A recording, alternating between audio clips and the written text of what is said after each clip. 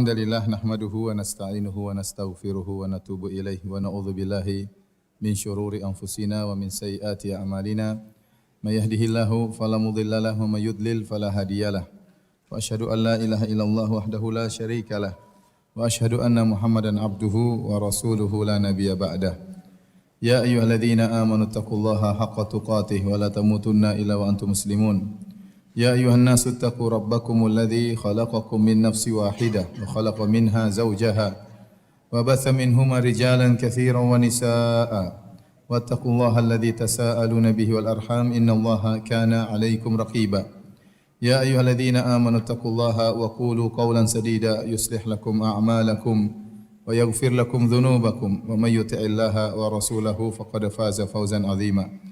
Amma ba'd fa inna asdaqal hadithi kitabullah wa khairal huda huda Muhammadin sallallahu alaihi wasallam wa syarrul umuri muhdatsatuha wa kullu muhdatsatin bid'ah wa kullu bid'atin dhalalah wa kullu dhalalatin finnar. Hadirin dan hadirat yang dirahmati oleh Allah Subhanahu wa taala, bapak-bapak dan ibu-ibu yang dimuliakan oleh Allah, ikhwani wa akhwati rahimakumullah jami'an. Alhamdulillah pada kesempatan kali ini kita diberi kesempatan oleh Allah untuk berkumpul, duduk bermajelis dalam rangka menimba ilmu. Semoga pertemuan kita diberkahi oleh Allah Subhanahu wa taala. Salawat dan salam tercurahkan selalu kepada junjungan kita Nabi Muhammad sallallahu alaihi wasallam dan juga kepada keluarganya serta seluruh sahabat beliau tanpa terkecuali. Topik yang akan kita bahas pada kesempatan kali ini adalah kiat-kiat bahagia di zaman now ya. Zaman now ya, zaman sekarang maksudnya ya. Saya tidak bosan lagi untuk mengingatkan ya, bahwasanya dalam syariat kita tidak boleh mencela zaman ya. Kalau kita menyebut zaman now maksudnya zaman sekarang bukan dalam rangka untuk mencela zaman ya. Karena Allah melarang hal tersebut. Dalam hadis qudsi Allah berkata, yu'dhini ibnu Adam yasubbud dahra wa ana ad-dahru uqallibul laila wan nahar. Sungguhnya anak-anak Adam menyakitiku, mereka mencela masa. Padahal aku adalah masa. Aku mengatur siang dan malam. Jadi masa tidak boleh dicela, waktu tidak boleh dicela. Karena waktu hanyalah tempat bergulirnya kejadian dan perbuatan manusia. Jadi dia bukan tempat untuk dicela atau dipuji. Yang dicela atau dipuji adalah yang bergulir dalam masa tersebut, yaitu perbuatan-perbuatan manusianya. Karenanya tidak boleh kita mencela zaman, tidak boleh mencela waktu, karena dia tidak punya andil sama sekali dalam terjadi kerusakan atau kebaikan. Yang menimbulkan kerusakan dan kebaikan adalah pelaku zaman tersebut. Makanya Imam Syafi'i rahimahullah berkata, naibuz zamana wal aibu fina, fama liz zamani aibun siwana. Kata Imam Syafi'i rahimahullah taala, kita mencela zaman ya, padahal aib celaan ada pada diri kita. Tidaklah ada cela pada zaman kecuali pada diri kita sendiri ya. Jadi kita yang tercela, bukan zamannya.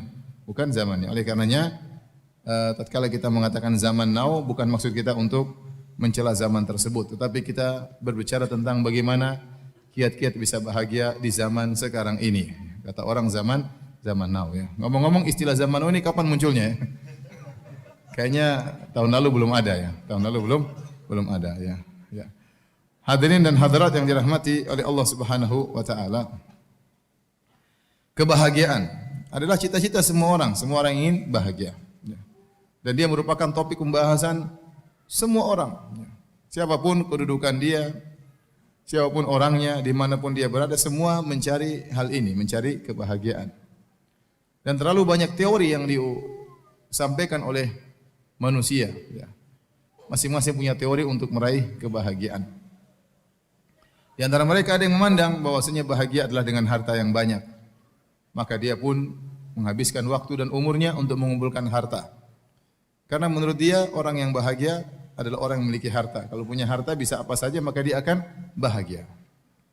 Namun kenyataannya tidak semua orang kaya bahagia. Terdapati ada orang kaya bunuh diri ya. Ada orang kaya stres. Ada orang kaya bahkan saking kayanya mungkin gila.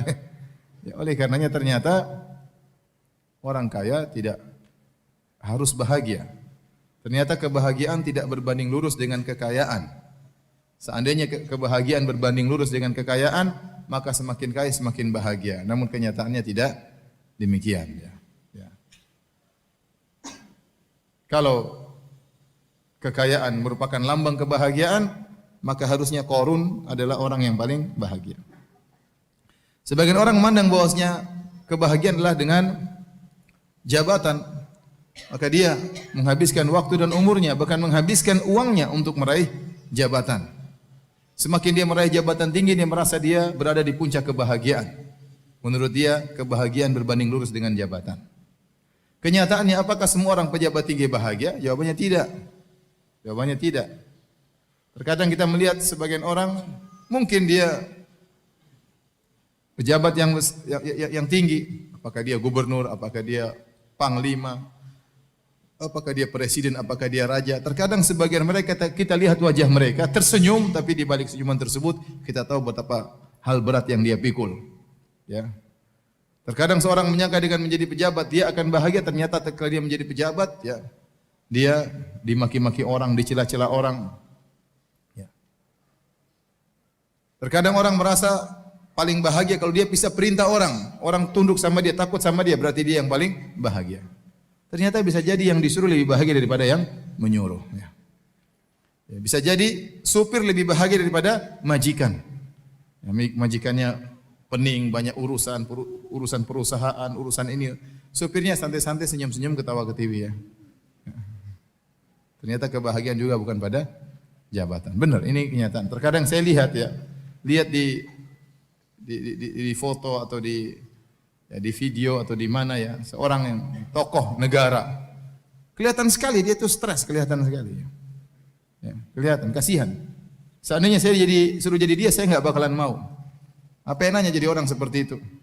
Urusan banyak, dikejar-kejar orang, dimaki-maki orang, ada yang mencela, ada yang memuji. Ya. Ternyata kebahagiaan tidak mesti harus jadi pejabat.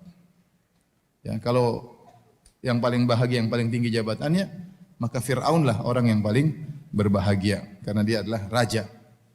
Ya. Taib. Kalau sebagian orang mandang bahwasanya kebahagiaan adalah dengan ketenaran, popularitas, maka dia keluarkan semua dananya, waktu dia kerahkan untuk bisa populer. Ya. Dia merasa itu yang paling membuat dia bahagia. Bahkan sebagian orang terkadang melakukan hal yang aneh-aneh supaya bisa populer. Ya. Mesti misalnya jalan mundur berkilo-kilo. Ya. Itu orang bahagia? Saya rasa enggak. Setengah mati jalan mundur, emang bahagia jalan mundur? Pakai spion kemudian jalan mundur, itu enggak bahagia seperti itu. Ya, tapi dia merasa dengan ketenaran tersebut dia bisa meraih kebahagiaan. Dan banyak orang tenar tidak bahagia. Lihat, sebagian penyanyi terkenal di puncak-puncak ketenaran dia bunuh diri. Di puncak-puncak ketenaran dia bunuh diri. Ternyata ketenaran tidak menjamin kebahagiaan seseorang. Ya. Coba tanyakan kepada orang-orang terkenal. Enak mana mereka begitu turun dari bandara dikerubung oleh banyak orang. Dia mungkin ada kebanggaan, tapi akhirnya dia tidak bahagia. Ya. Tersibukkan dengan banyak orang mengurus urusannya. Banyak orang ingin tahu urusan dia, dikejar-kejar oleh wartawan. Ya. Apalagi kalau dikejar-kejar oleh penagih hutang. Dikejar-kejar oleh wartawan aja enggak enak. Emang enak? Enggak enak. Di mana-mana merasa ada yang perhatikan, enggak enak. Apa itu bahagia? Ya, tidak. Itu bukan kebahagiaan. Saya kenal ada seorang terkenal, waktu dia untuk keluarganya paling cuma 5 menit pertama. Begitu masuk mall 5 menit pertama dia sama keluarga, setelah itu diserbu sama orang. Terus apa bahagia seperti itu? Anaknya dia tidak bisa dia perhatikan, istrinya tidak bisa dia perhatikan. 5 menit pertama saja, 10 menit pertama dia bahagia. Setelah itu dikerubung sama orang. Coba kalau sehari-hari seperti itu, apa enak? Enggak enak. Enggak enak. Baik, Ustaz, kalau begitu mau bahagia jangan jadi pejabat. Oh, enggak juga begitu. Ustaz, kalau mau bahagia miskin aja. Enggak juga begitu. Banyak orang miskin juga sengsara tidak bahagia. Maksud saya, kalau mau bahagia tidak syarat harus kaya, tidak syarat harus terkenal, tidak persyaratkan harus menjadi orang top, tidak dipersyaratkan harus menjadi pemimpin pejabat, tidak harus. Semua boleh bahagia. Si miskin boleh bahagia sebagaimana kaya boleh bahagia. Orang tidak ada yang kenal boleh bahagia sebagaimana orang terkenal boleh bahagia. Ya, anak buah boleh bahagia sebagaimana bosnya boleh bahagia. Ya. dengan syarat beriman kepada Allah Subhanahu wa taala. Dengan syarat tunduk kepada syariat Allah Subhanahu wa taala. Hadirin hadirat yang dirahmati oleh Allah Subhanahu wa taala. Kalau kita mau bicarakan tentang sebab-sebab kebahagiaan, semuanya berbagai macam. Pertama ini, kedua ini, ketiga ini, keempat ini. Ada yang ulama menulis sampai 33 sebab kebahagiaan, ada yang lebih daripada itu. Semuanya kembali pada masalah iman. Semuanya kembali kepada masalah iman dan menjalankan syariat dengan benar. Dan menjalankan syariat dengan benar. Barang siapa yang beriman dengan iman yang benar, bertauhid dengan tauhid yang benar, menjalankan syariat yang benar, maka dia yang bahagia. Dia yang ini secara umum. Allah Subhanahu wa taala berfirman dalam Al-Qur'an, kata Allah Subhanahu wa taala, "Faman yuridillahu ay yahdiyahu yashrah sadrahu lil Islam. Wa man yurid an yudhillahu yaj'al sadrahu dayiqan harajan ka'annama yas'adu fis sama'. Kadzalika yaj'alullahu rijsa 'alal ladzina la yu'minun." Surat Al-An'am ayat 125. Surat Al-An'am ayat 125. Allah berfirman, barang siapa yang Allah ingin hidayah baginya, yashrah sadrahu lil Islam. Allah bukakan hatinya, lapangkan dadanya untuk Islam. Jadi orang semakin dia beriman, semakin Islamnya kuat, dadanya semakin apa? Semakin lapang. Bahagia itu kan tempatnya di hati. Bahagia tempatnya di hati. Bukan yang zahir, tapi tempatnya di hati. Tempatnya di hati. Bisa jadi seorang cacat, bisa jadi seorang sakit, tapi dia bahagia. Kenapa? Karena bahagia tempatnya di hati. Apa kata Syekhul Islam Ibnu Taimiyah rahimahullahu taala? Ma yaf'alu a'da'u bi, apa yang diinginkan dilakukan oleh musuh-musuhku kepadaku? Jannati fi sadri, surgaku berada di dadaku. Mereka mau penjarakan saya, surgaku tak saya bawa. Jadi kata Ibnu Taimiyah demikian. Apa yang hendak mereka lakukan terhadap saya? Ingin menyiksa saya, ingin menjatuhkan saya, enggak ada masalah. Surgaku berada di mana? Di hatiku. Jadi kebahagiaan itu letaknya di hati. Kata Allah, "Wa man yuridillahu faman yuridillahu an yahdiyahu yashrah sadrahu lil Islam." Barang siapa yang Allah ingin berikan hidayah kepadanya, Allah lapangkan dadanya. Maka dia dadanya lapang, dia bahagia, tenang. Wa man yurid an yudhillahu, dan barang siapa yang Allah inginkan dia tersesat, yaj'al sadrahu dayiqan harajan, maka Allah menjadikan dadanya sempit, sesak. Ka'annama yas'adu fis sama', seakan-akan dia berada menuju naik ke atas langit.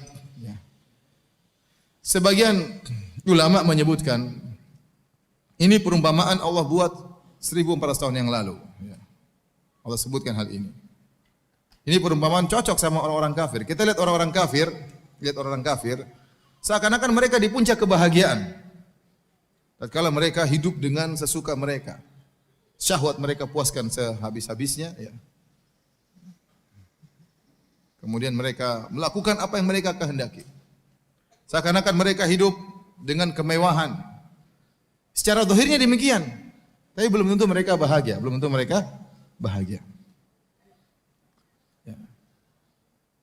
Seperti orang yang naik di atas gunung. Kalau orang di atas gunung, kita lihat dari bawah, seakan-akan dia di daerah terbuka, bebas. Tapi ternyata dadanya sesak. Kata Allah, ka'annama yas'adu fis sama'. Seperti orang yang naik ke arah langit. Semakin naik ke atas, semakin sulit untuk apa? Bernapas. Yang dari bawah lihat seakan-akan dia dalam kondisi tentram, luas. Ternyata dadanya sesak. Orang-orang kafir juga demikian. Orang kafir juga demikian. Kita lihat orang kafir, seakan-akan mereka sepuas-puasnya. Dunia mereka pegang. Apakah mereka bahagia? Tidak. Mereka tidak bahagia. Allah berikan kesengsaraan dalam hati mereka. Kata Allah Subhanahu wa taala, "Wa man a'rada 'an dzikri fa inna lahu ma'isyatan dhanka." Barang siapa berpaling dari peringatanku, maka baginya kehidupan yang menyesakkan, kehidupan yang sengsara di dunia itu. Di dunia kehidupannya sengsara. Baik, subhanallah, kita coba antum pergi ke negara-negara kafir, ke Eropa, antum lihat ya. Orang kafir bagaimana kehidupan mereka. Dunia toh isinya ya. Tempat-tempat ibadah mereka kosong. Lonceng dibunyikan teng teng teng, enggak ada yang datang. Kalau orang jauh dari Tuhannya, bagaimana dia mau bahagia? Enggak usah kita bicara tentang orang jauh, kita bicara tentang diri kita. Dulu kita waktu tenggelam dalam maksiat, Ada kelezatan kita rasakan, tapi itu bukan kebahagiaan. Orang berzina lezat. Orang memiliki keharaman-keharaman, minum mabuk, teler, ada kelezatan dia rasakan.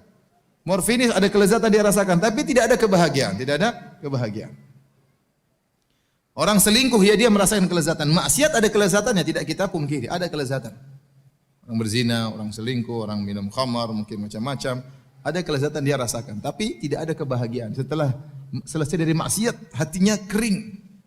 Hatinya kering. Hatinya sengsara. Ya. Kita dulu pernah mungkin melakukan kemaksiatan. Kita rasakan hal tersebut. Setelah kita mengenal pengajian, setelah kita mulai baca Quran, setelah kita mulai sholat, baru ada keterangan kebahagiaan yang kita rasakan luar biasa. Yang dulu tidak pernah kita rasakan. Ini baru orang bermaksiat, sengsara hatinya. Bagaimana lagi dengan orang-orang yang kufur kepada Allah, yang musyrikin, apalagi sampai ateis. Bagaimana kehidupan mereka? Mereka lebih sengsara. Ya. Meskipun tampaknya mereka kelihatannya happy-happy, tapi tidak, hati mereka sengsara. Ini yang bilang Allah Subhanahu wa taala. Dan ada yang kita lihat dari kesengsaraan mereka. Saya lihat kita ke Eropa, lihat ada perbedaan mencolok antara kaum muslimin dengan orang-orang kufar. Meskipun secara ekonomi orang-orang kafir lebih kaya raya. Tetapi saya lihat lihat orang-orang Islam kalau berjalan bawa anak 2, 3 mobil ya, wanita-wanita berjilbab, naik mobil ada anak-anak. Orang kafir kita lihat enggak ada yang bawa anak-anak, hampir tidak ada. Bawa anjing 1 ekor, 2 ekor. Ini saya cerita kenyataan ya, 1 ekor, 2 ekor ya. Ya. Orang-orang tua di sana, orang-orang tua orang Islam ada yang ini, ada yang orang-orang kafir yang tua jalan sendiri. Jalan sendiri ya. Entah anaknya kemana, entah cucunya kemana. Ya. Betapa bahagianya orang Islam mendapati punya anak banyak, bahagia lihat anak. Apalagi anaknya apa? Berbakti, bahagia luar biasa. Sementara mereka banyak yang tidak mau nikah, tidak ingin punya anak. Kalau sudah punya anak, anaknya juga tidak ngurusin mereka. Kalau anaknya sudah umur 17, 18, pisah. Sudah. Entah ibunya ditengok atau tidak. Kalau sudah tua, ibunya semua jadi dimasukkan dalam rumah jompo. Kalau orang tuanya sakit, terkapar di rumah sakit, nggak ada yang tengok. Kasihan, kesengsaraan tersendiri. Orang Islam tidak demikian.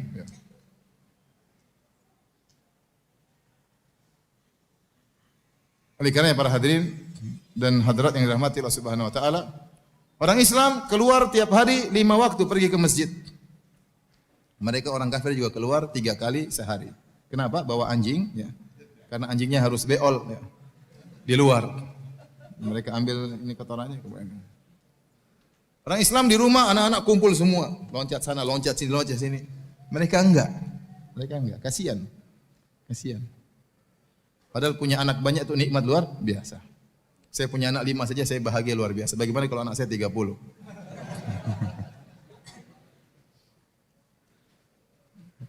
Bagaimana orang tua kita lihat cucu-cucunya, bahagia atau tidak? Bahagia orang tua sampai tidak mau tinggal, maunya sama cucu-cucu. Kebahagiaan luar biasa. Ini orang tua sendirian, saya lihat kasihan banget. Sengsara itu, kesengsaraan. Bagaimana di akhir hayatnya hidup sendirian. Itu orang-orang non-muslim begitu.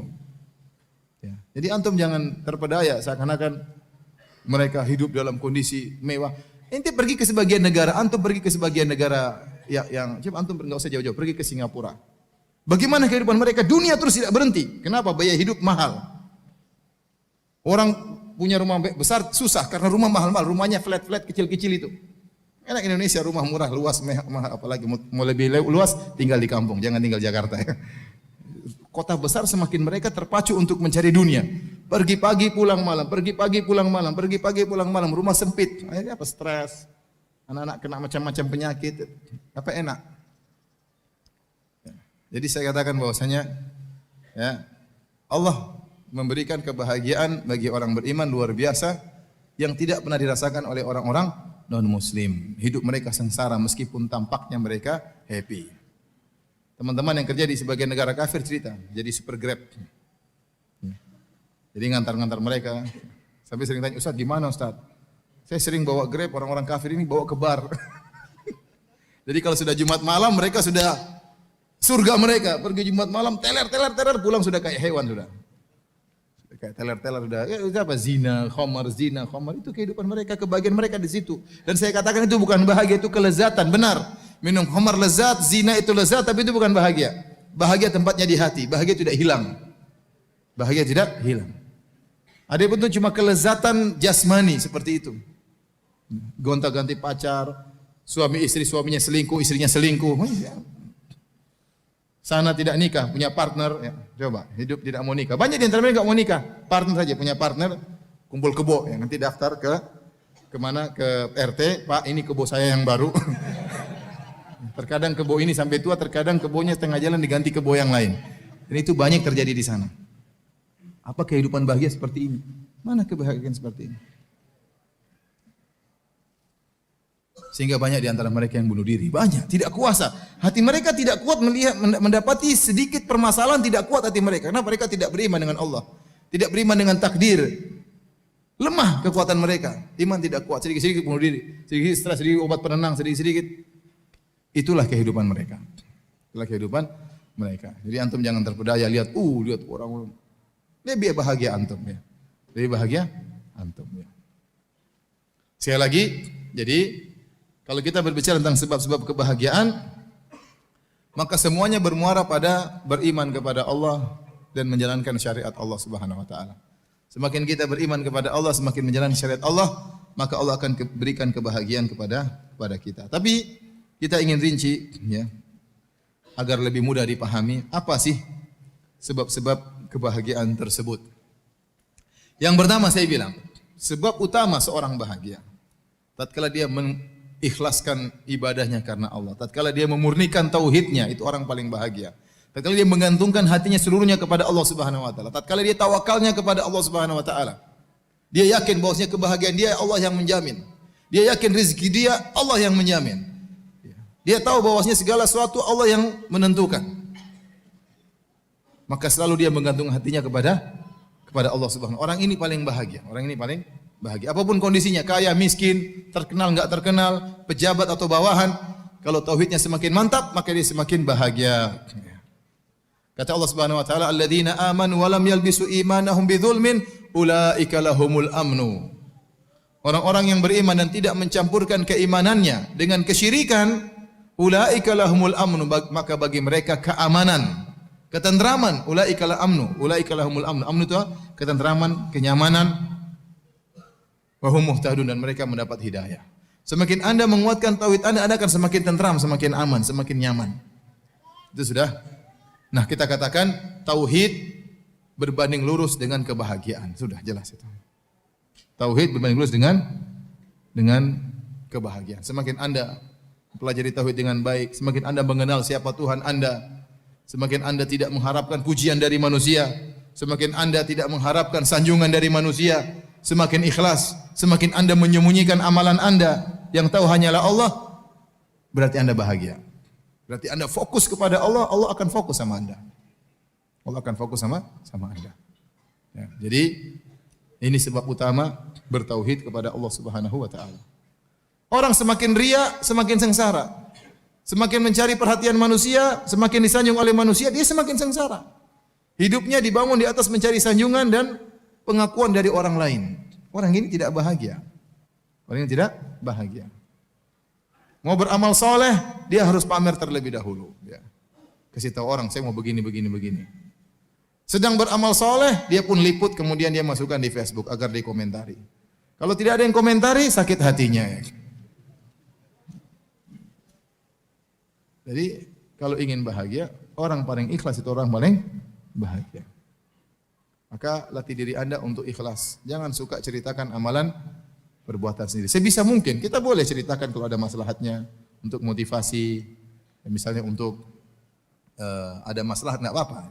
Tapi hukum asalnya seorang berusaha menyembunyikan amal solehnya. Semakin dia bertauhid, semakin dia ikhlas, semakin dia bertawakal kepada Allah, semakin dia menggantungkan hatinya kepada Allah, ya, maka dia akan bahagia.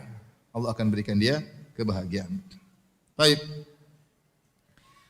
Di antara sebab-sebab kebahagiaan, terutama di zaman now, ya, zaman sekarang yang di mana media sosial begitu luar biasa gencarnya dengan berbagai macam bentuknya dan fiturnya. Ya. Subhanallah ya. Kita benar-benar diserang oleh media sosial. Ya. Sehingga orang akhirnya ketergantungan dengan media sosial. Benar-benar HP itu adalah jantungnya. Kalau dia pergi dari rumah HP tidak dia bawa, dia bingung. Dia pulang lagi harus bawa HP. Kalau istrinya ketinggalan nggak ada masalah. Jangan sampai HP-nya ketinggalan. Jadi benar-benar seorang terbelenggu dengan media sosial. Ada Facebook, ada Twitter, ada Instagram, ya. Ada apa lagi? Telegram, apa lagi? Telegram ada tidak? Apa? Coba Facebook terus apa? Instagram terus, Twitter terus, YouTube, WhatsApp jangan, WhatsApp saya juga suka.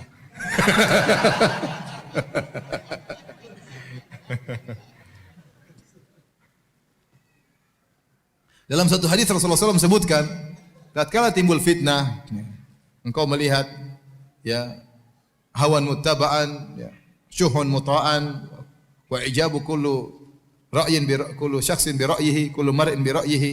Engkau melihat hawa nafsu diikuti, rasa pelit yang ditaati, orang masing-masing ujub dengan perkataan dia. Sekarang zaman seperti itu ada orang seperti itu. Orang komentar bangga dengan komentarnya, wah itu berbagai macam lah. Nabi mengatakan, alaika bi khosati nafsik. Maka sibukkanlah dengan privasimu. Sibukkanlah dengan privasimu. Ya ikhwan, sejauh mana kita meninggalkan privasi kita, sejauh itu kebahagiaan akan hilang dari kita. Ya. Ustaz, berarti kita enggak boleh ngurus orang banyak? Boleh, kalau Anda memang berkompeten di situ silakan. Kalau Anda jadi gubernur yang baik, benar-benar habiskan waktu untuk mengurus masyarakat, insya Allah Allah kasih kebahagiaan. Anda memikirkan kebahagiaan orang lain, Allah akan kasih bahagia sama Anda. Al jaza' min jinsil amal. Balasan sesuai dengan perbuatan. Orang sibuk ngurusin anak yatim, tidak apa-apa, sibukin diri, tidak apa. Berarti itu perkara Anda yang Anda perhatikan. Anda ingin memberikan kebahagiaan kepada orang lain, Allah akan berikan kebahagiaan kepada Anda. Tapi yang maksud saya ini yang jadi masalah, yang ngurus urusan yang bukan urusan dia. Ya. Pingin tahu segala urusan, pingin tahu segala berita, pingin tahu segala informasi. Padahal bukan urusan dia. Kata Nabi SAW, min husni islamil mar'i tarkuhu ma la ya'ni.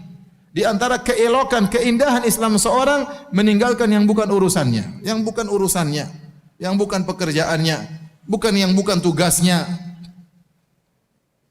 Sekarang ada seorang misalnya, taruhlah, ya, kerja entah mungkin jualan es cendol, mungkin jualan sayur, di Facebook, Instagram semua dia ikuti, berita-berita semua dia ikuti. Buat apa ya akhi? Sudah urus itu sayur dengan baik, urus itu es cendol dengan baik, ya, urus itu toko dengan baik. Bukan urusan Anda untuk mengetahui segala permasalahan. Ustaz, tapi kita kayak ingin tahu berita. Saya bilang, saya ini sudah mencoba. Saya ingin tahu banyak berita. Benar ada manfaatnya, manfaatnya ada, tapi kemudaratan lebih besar. Waktu terbuang. Sekarang waktu kita, saya tanya antum, waktu kita untuk Facebookan banyak atau tidak? Banyak, apalagi sudah masuk lihat berita, sudah pegang HP enggak berhenti. Berita, kiriman dari teman. Nanti punya teman 1000 orang. Satu hobi makan, satu hobi mancing, satu hobi ini, dia kirim berita semua kita. Ente buka berita mancing, berita makan, berita ini. Berita kecantikan, berita kue, berita jualan, berita online, berita politik, ya, berita kesehatan. Ya, baca terus enggak terasa 1 jam lewat, 2 jam lewat. Belum kalau sudah masuk dalam perdebatan, komentar, baca komentar, naik lagi, scroll bawah, scroll atas. Waktu habis banyak. Debat lagi sama orang di situ di Facebook, debat bantah-bantahan, ternyata yang didebat bencong. Habis waktu. Facebook ini bikin waktu habis banyak ya. Saya saja mau niatnya untuk dakwah saja terjebak juga seperti itu. Apalagi yang niatnya cari akhwat. Ya, malah waktu kita terbuang. Bagaimana mau bahagia? Ente mau bahagia itu bukan dengan dengar banyak berita. Sebagian orang putar depan TV, berita ini, TV ini, pembunuhan, perampokan, pemerkosaan. Kira-kira bahagia enggak gitu? Kira-kira ente secara logis bahagia enggak orang seperti itu? Ini mas duduk mas duduk. Mas, suaminya juga ketakutan. Panggilan aja lagi nonton, semuanya nonton. Gimana? Ya, apa bahagia seperti itu? Ini kan buat hati-hati Ustaz. Benar, saya bilang tadi, bukan berarti enggak ada manfaat, ada manfaatnya. Tapi mudaratnya terlalu besar. Habis waktu dengar berita yang macam-macam, dengar kerusakan, aduh kasihan. Timbul was-was yang berlebih-lebihan, timbul ketakutan yang berlebih-lebihan. Kurang tawakal kepada Allah Subhanahu wa taala. Setelah saya timbang-timbang, saya pikir, sudahlah saya tinggalkan itu semua. Ini saya pribadi saya. Antum mau ikut silakan, enggak juga enggak apa-apa. Akhirnya, sudahlah. Facebook saya masih tahan ya. Kenapa? Karena saya dihack, Facebook saya dihack. Jadi saya enggak bisa punya teman, tidak ada informasi juga yang masuk di wall saya. Yang akun sudah enggak bisa saya pakai kecuali yang wall, yang halaman ya. Yang masuk dalam berita saya cuma tulisannya Ustadz Arifin Badri. Saya enggak tahu kenapa, yang lain kok enggak bisa masuk. Setiap Ustadz Arifin Badri nulis status masuk ke wall saya. Sudah alhamdulillah. Saya cuma masukkan apa yang saya ingin masukkan, setelah itu saya tinggal nunggu saja ya. Kalau Twitter sudah saya berlepas tangan, saya kasih kawan sudah, biar dia yang susah ngurus Twitter saya. Saya udah enggak mau ya. Kawan itu ada hadir di sini juga ya. Selamat berjuang. Dulu saya suka Twitter, lihat sini berita Saudi, berita ini, berita senang Indonesia macam-macam. Ya subhanallah. Saya berkesimpulan kalau ada sesuatu yang penting akan sampai juga kepada saya. Daripada saya mencari yang penting di antara 100 yang tidak penting. Cek satu-satu. Belum tentu penting bagi saya. Kalau ada yang penting pasti ada yang kasih Ustaz, ada kejadian ini ya udah. Tanpa harus saya ikuti media sosial, saya bisa tahu perkara yang penting untuk saya ketahui. Jadi waktu kita habis untuk untuk media-media sosial, akhirnya banyak kebahagiaan yang kita tumbalkan.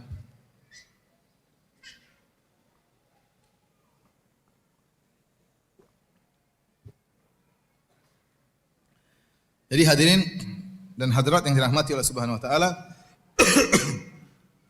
waktu untuk Facebook banyak terbuang, untuk Twitter banyak terbuang, untuk WhatsApp juga banyak terbuang. Saya ingatkan kepada para ikhwan, jangan terlalu banyak grup dalam WhatsApp. Bahkan meskipun grup dakwah sampai 20 ngapain banyak-banyak. Cari grup dakwah yang penting yang bisa kita ambil manfaat. Bikin grup ini. Hanya tungtang. Mau bangun tidur meroja WhatsApp, tungtang sampai ngantuk.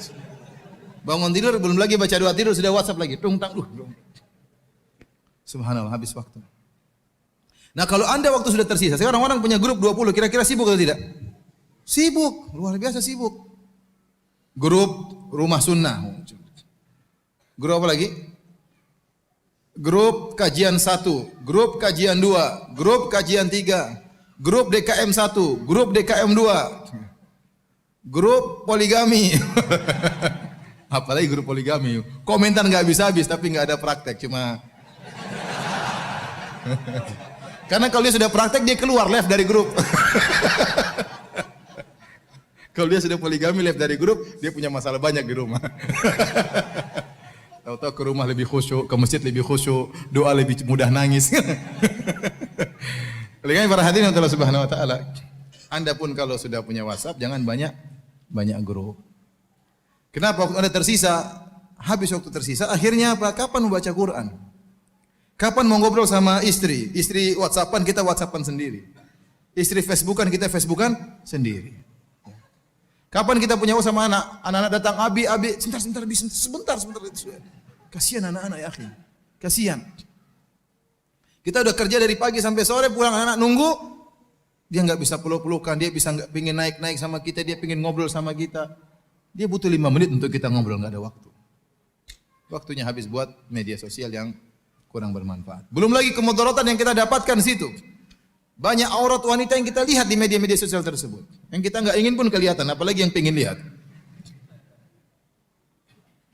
Terus bagaimana mau bahagia? Maka di antara wasiat Nabi sallallahu alaihi wasallam, "Alaika bi khosati nafsik." Sibuklah dengan privasimu. Sejauh mana kita sibuk dengan privasi kita, hal yang kalau Anda pedagang, sibuk dengan dagang, urusin dagang, serius. Kalau Anda politikus ya sudah, urus Anda jadi politikus yang baik, nggak apa-apa, urus banyak, tapi benar jadi politikus karena itu memang pekerjaan Anda. Ya. Anda jadi apa namanya tukang bekam, tukang pijat, serius. Jangan jadi herbal pakar politik, herbalis pakar politik. Setiap orang datang ngomong politik, sudah ente urusi herbal ente, nggak usah ngomong masalah yang bukan bidang Anda. Akhirnya setiap orang sekarang wa ijabu kullu mar'in bi ra'yihi, kata Nabi, ada zaman di mana setiap orang akan bangga dengan pemikiran dia, dengan pendapat dia. Semua orang berkomentar, semua orang beranalisa. Kalau Anda mengikuti analisa semua, Anda stres. Ini analisa bagus juga, ini bagus juga, ini kontradiktif dan sudahlah.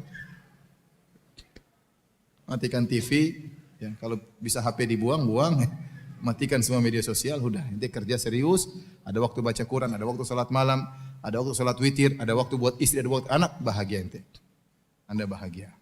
Anda bahagia. Dan ini saya tekankan ya. Karena ini sangat penting di zaman now sekarang ini ya. Zaman now. Media sosial ini merebut kebahagiaan banyak orang. Merebut kebahagiaan banyak orang. Anak semakin Anda kasih gadget, berarti Anda semakin menjauhkan sang anak dari Anda. Istri semakin sibuk dengan Facebook, semakin jauh dari Anda. Anda pun semakin sibuk terjauhkan dari keluarga. Sehingga tidak sempat untuk silaturahmi pada orang tua ya. Waktu semua habis untuk media sosial. Ya ikhwan, bukan berarti saya ngelarang, tidak. Ya, tapi hati-hati ya. Kalau bisa yang perlu-perlu saja, maka itu yang terbaik. Karena waktu kita akhirnya jadi tumbal. Saya kasihan lihat sebagian orang, apalagi yang kerja di Jakarta, berangkat dari Bekasi ba'da subuh. Tengah jalan, saya misalnya kerja, kemudian pulang sampai rumah terkadang jam 9. Tapi jam 9 masih aja main gadget. Ya, subhanallah. Udah berhenti nanti jam 9 tuh waktunya baca Quran ya, dan yang lainnya. Ketemu istri, ketemu anak-anak, ngobrol dengan anak, ngobrol dengan istri. Baik. Di antara sebab kebahagiaan di zaman now. Ya. Ciptakan surga di rumah, ciptakan surga di rumah. Karena kita waktu banyak di rumah. Saya sering sampaikan kebahagiaan hakiki seorang lelaki adalah kebahagiaan dengan istrinya. Allah mengatakan, dialah yang telah menciptakan manusia dari satu jiwa, kemudian Allah ciptakan istrinya, kata Allah liyaskuna ilaiha, agar sang suami tentram dengan istrinya. Wa min ayatihi an khalaqalakum min anfusikum azwajan litaskunu ilaiha. Dan di antara tanda-tanda keagungan Allah, kebesaran Allah, Allah ciptakan istri-istri bagi kalian litaskunu ilaiha, agar kalian tentram dengan istri-istri kalian. Sehingga sebagian ulama mengambil faedah bahwasanya kebahagiaan inti seorang suami adalah dengan istrinya. Kapan seorang bisa bahagia dengan istrinya, itu lelaki yang bahagia. Bagaimana tahu dia bahagia dengan istrinya? Caranya begini, kalau dia pergi keluar rumah pingin pulang, itu berarti sudah benar. Pingin pulang, pingin ketemu istri, aduh saya pingin pulang, gelisah, pingin pulang. Berarti dia bahagia. Kenapa? Karena kebahagiaan sesungguhnya seorang suami itu di rumahnya. Berarti suami yang bahagia itu laki-laki yang bahagia. Tapi kalau seorang laki-laki tidak betah di rumah, pingin pergi terus, kemana mas? Aduh, itu berarti dia tidak bahagia. Tidak ada surga di rumahnya. Sebagian orang mencari kebahagiaan dengan teman-temannya, ketemu dengan temannya, ngobrol, ngopi sana pagi saya malam, main golf, main ini, main catur, main macam-macam. Dia tidak bahagia. Kalau dia tidak menemukan kebahagiaan di rumahnya, dia belum bahagia. Itu lelaki sengsara seperti itu. Percuma ente ketawa-ketiwi main golf, pulang diomelin istri. Apa enak? Atau ngomelin istri, apa enaknya seperti itu? Tapi kalau Anda pergi dari rumah, tahu-tahu rindu ingin pulang ke rumah, itu benar, berarti sayang sama istri, berarti ada kebahagiaan. Sampai di rumah ngobrol sama istri asyik, berarti benar. Kalau belum asyik, belum ingin pulang, ada yang salah. Entah istri ente yang salah atau istri Anda yang salah. Jadi saya bilang ikhwan, suami laki yang bahagia, laki yang menemukan kebahagiaan apa? Di rumahnya. Apalagi rumahnya 4 bahagia semua ya. Satu aja sudah bahagia, apalagi rumahnya 4 bahagia semua. Ibu-ibu nanti tersinggung ya. Ini bercanda aja ibu-ibu ya. Baik, ya, jadi ingat hal ini, harus ada waktu buat istri. Sebagian orang mencari kebahagiaan, kesuksesan dunia. Dia menjadikan bisnisnya nomor 1. Pekerjaannya nomor 1. Cita-citanya itu menumbalkan kebahagiaan anak istri. Ini salah. Saya sering sampaikan cerita, saya ketemu dengan seorang kaya, saat kebetulan satu orang kafir. Sering keluar negeri, sini rumah juga rumah, di perumahan kaya. Terakhir ngobrol-ngobrol dia bilang ada satu yang hilang dari saya.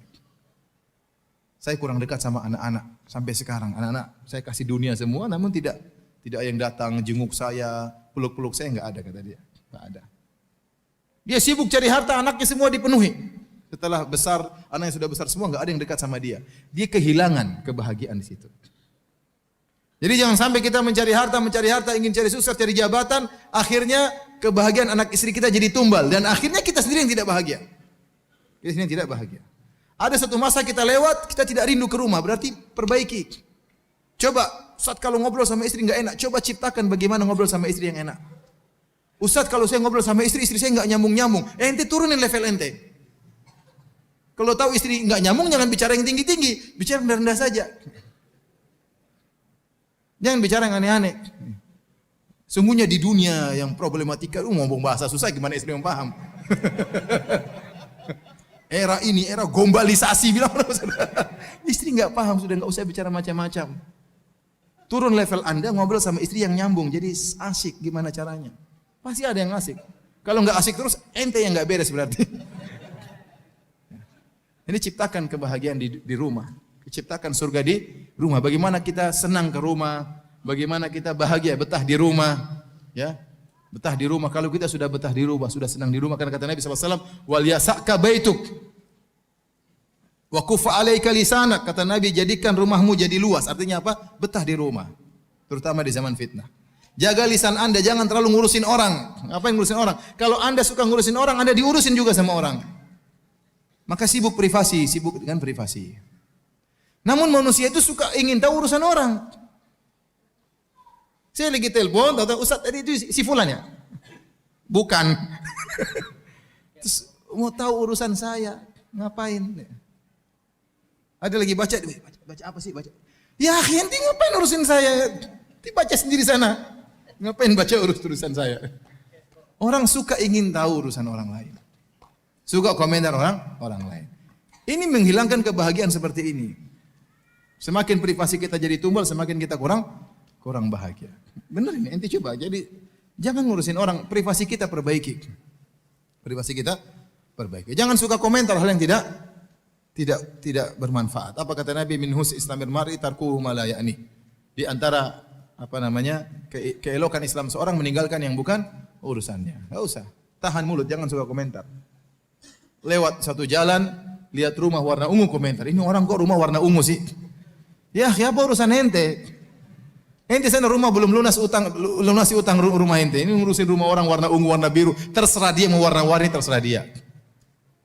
Ini kok rumah bangunannya jelek sekali. Ya, sudah ente buat. Ikut berita artis, ikutin terus. Si artis ini dicerai sama suaminya. Kemudian ketahuan katanya suami selingkuh, katanya suami punya istri kedua. Kemudian istrinya, ente ngapain ikuti berita artis? Akhirnya masuk ke persidangan. Ngapain ente ikuti berita artis itu? Kecuali kalau memang ente mau nikahi sang artis, ya silakan. Ya sudah, ente ikuti sampai dia benar-benar jadi janda, ente maju ya. Dia aja nggak suka sama ente ngikuti beritanya terus. Buang-buang waktu. Jadi banyak buang waktu kita terbuang. Jadi di antara sebab kebahagiaan, ciptakan kebahagiaan di rumah. Kalau belum bisa menemukan surga di rumah, duduk sama istri. Wahai sayangku, kita ada apa ini? Kenapa kita kok kayaknya tidak indah, tidak mesra kehidupan kita ini? Apa yang salah antara saya dengan anti? Bicarakan baik-baik. Mungkin dia bilang, Mas Ti kalau pulang enggak pernah ngobrol sama saya. Ya udah, saya ngobrol besok ya. Ngobrol, ya. Sudah diperbaiki. Dan perlu kita ngobrol sama istri supaya kita ada kebahagiaan di situ. Nabi aja ngobrol sama istrinya sebelum tidur. Anda juga kalau pulang ke rumah ngobrol sama istri meskipun 15 menit, meskipun 20 menit. Ya, yang penting ngobrol sama istri. Tapi jangan lama-lama ya. Kalau sudah 45 menit, bunyikan wecker. Waktunya tidur. Waktunya tidur. Disitulah letak kebahagiaan. Baik. Di antara sebab-sebab kebahagiaan adalah melazimi zikir kepada Allah. Melazimi zikir kepada Allah. Kata Allah, alladzina amanu wa tatma'innu qulubuhum bi dzikrillah. Ala bi dzikrillah tatma'innul qulub.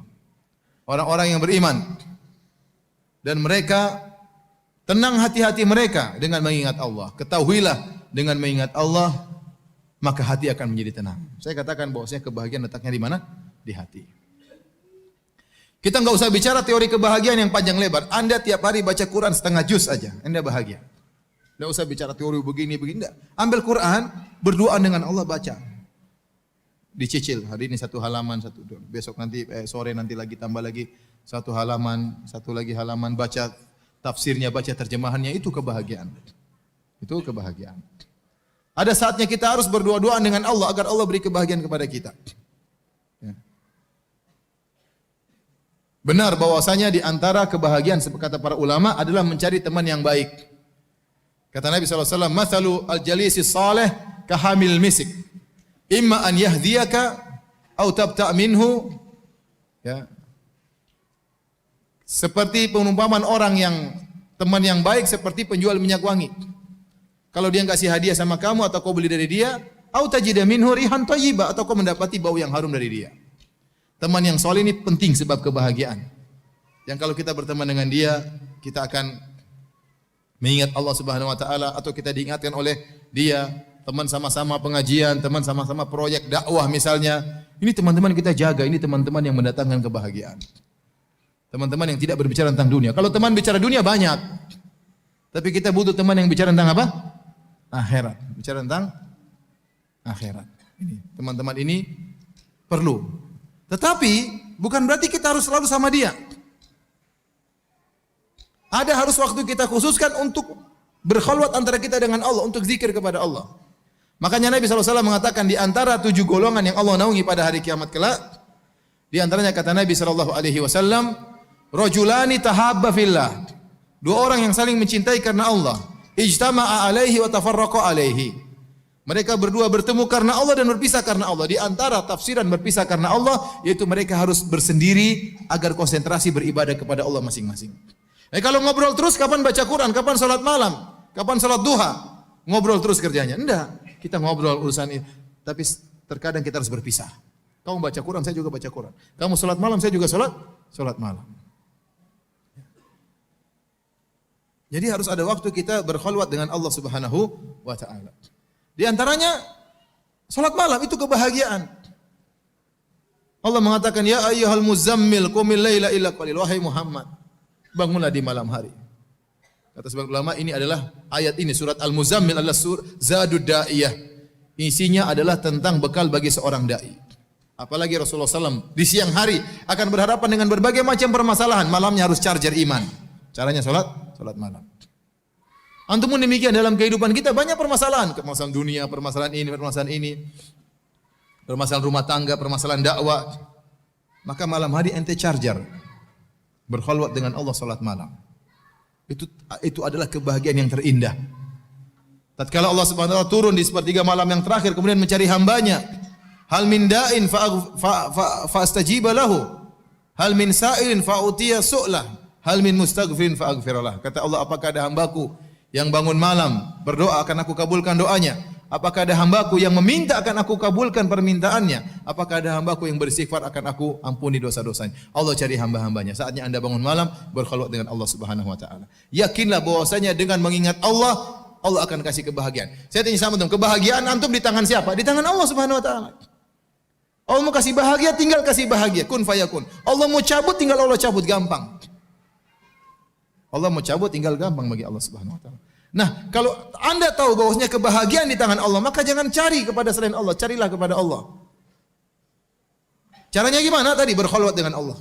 Salat malam, baca Quran. Mojok di ujung baca Quran. HP matikan, jangan kita Quran diberhentikan gara-gara telepon. Ya kecuali dari istri, enggak apa-apa kita telepon. Iya sayang. Abi lagi baca Quran ya. Abi sok ria, iya Abi lagi ria udah Jadi matikan HP, baca Quran. Baca Quran. Harus ada waktu untuk kita berdoa dengan Allah. Disitulah kebahagiaan. Apalagi kalau kita sedang dilanda permasalahan.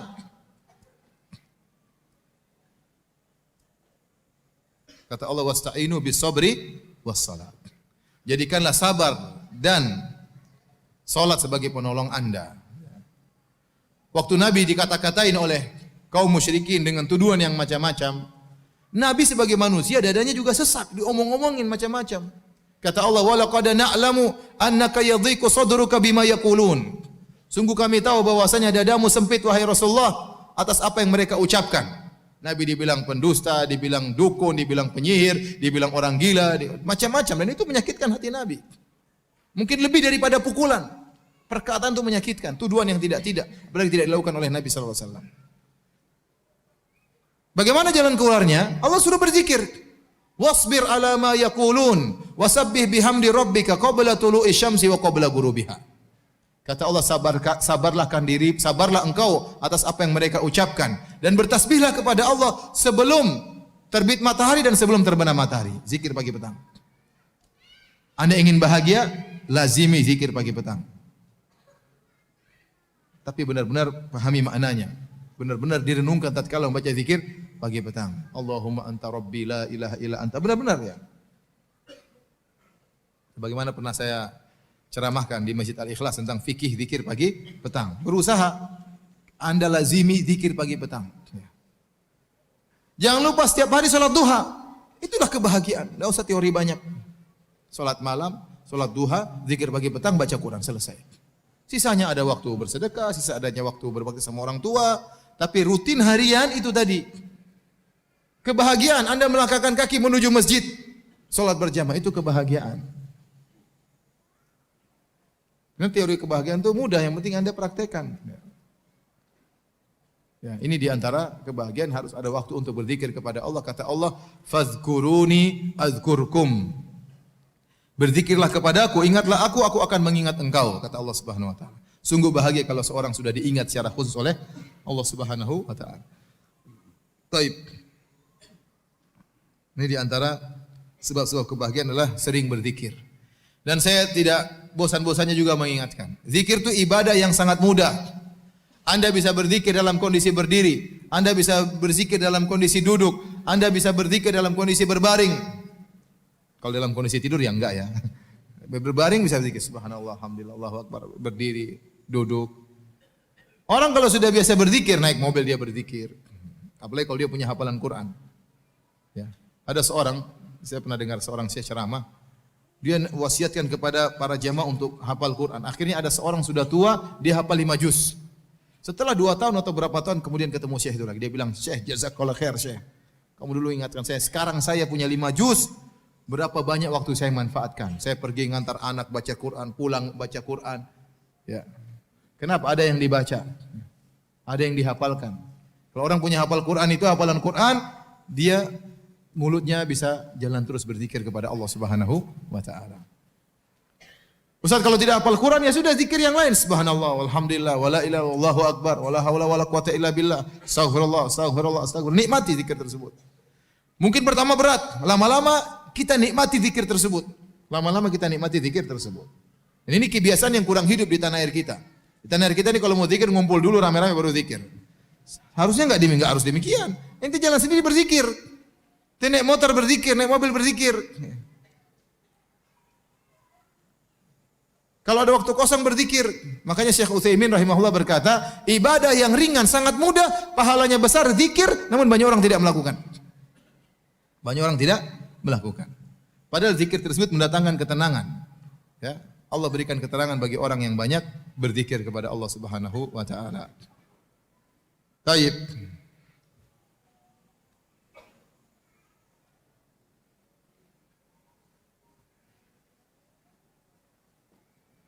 Di antara sebab-sebab kebahagiaan adalah qanaah. Qanaah, ridho dengan pemberian Allah Subhanahu wa taala. Barang siapa yang qanaah maka dia bahagia. Kanz, qanaah itu adalah harta yang luar biasa. Barang siapa yang memilikinya maka dia pasti bahagia. Maka dia pasti bahagia. Bagaimana caranya? Sering melihat ke bawah. Kata Nabi sallallahu alaihi wasallam, "Unzuru ila man asfala minkum wa la tanzuru ila man fawqakum fa innahu ajdaru alla tazdaru nikmatallahi alaikum." Kata Nabi sallallahu alaihi wasallam, lihatlah ke bawah, jangan lihat ke atas. Kalau masalah dunia, lihat ke bawah. Maka itu akan membuatmu tidak meremehkan nikmat Allah yang Allah berikan kepada engkau. Anda qanaah, ajari istri buat qanaah, ajari anak buat qanaah. Anak-anak diajak tuh, lihat orang-orang anak-anak yang kerja, yang tinggal di bawah kolong jembatan, yang rumahnya kecil-kecil, tunjukin biar anak-anak itu tahu bersyukur kepada Allah. Istri pun demikian, ajak ke rumah teman-teman yang mungkin rumahnya agak peot-peot, yang mungkin kotor-kotor, biar istri itu bersyukur udah punya rumah bagus. Tapi kalau Anda bawa istri Anda ke rumah orang kaya, Anda yang sengsara nanti. Kenalan istri orang kaya, bawa atas harganya 600 juta. Saya pernah ditanya, sudah lama berapa tahun lalu, saya ditanya sama jamaah, Ustadz bagaimana hukumnya membeli tas harganya 600 juta, tapi saya sudah bayar zakat, saya sudah bersedekah di tetangga. Saya bilang enggak boleh. 600 juta itu mubazir, tas buat apa? Fungsinya apa 600 juta? Apakah bisa jadi bagasi nyimpan mobil itu tas?